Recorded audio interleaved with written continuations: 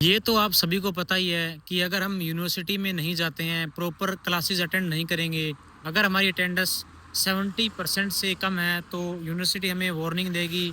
अगर फिर भी हम यूनिवर्सिटी में जाके क्लासेस नहीं जॉइन करेंगे, तो यूनिवर्सिटी हमें निकाल देगी। हमारा रेजिडेंस परमिट जो है वो कैंसल हो जाएगा और हमें घर वापस जाना पड़ेगा।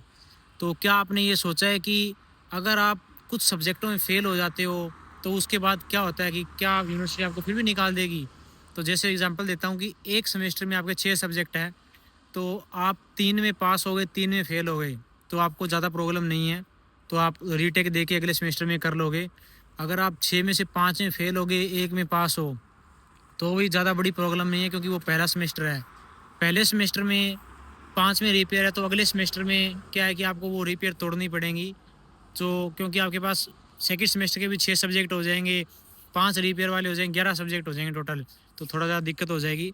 कुछ यूनिवर्सिटीज़ है जो रीटेक के पैसे लेती है, रिपेयर के पैसे लेती है, कोई 1000 यूरो लेती है एक सब्जेक्ट के। अगर फिर भी पास नहीं हुए, दोबारा दोगे तो 150 यूरो हो गए, तो अलग यूनिवर्सिटी का अलग-अलग रूल है।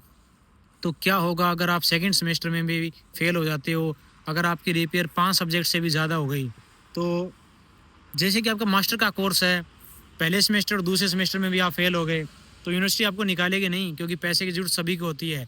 वो क्या कहेगी कि आपकी रिपेयर बहुत ज़्यादा है, तो आप सेकंड ईयर में एडमिशन नहीं ले सकते, आप दोबारा से फर्स्ट ईयर में एडमिशन लोगे, फर्स्ट सेमेस्टर से दोबारा पढ़ाई शुरू करोगे, तो आपका दोबारा नया कॉन्ट्रैक्ट बनेगा, स्टडी जो एग्रीमेंट है वो नया बनेगा और दोबारा साइन होगा। तो क्या सिस्टम है कि जो डिग्री मास्टर्स की 2 साल में होनी थी, वो भी 3 साल हो जाएगी, क्योंकि 1 साल पहले आपने पूरा बर्बाद कर दिया क्योंकि आप फेल हो गई।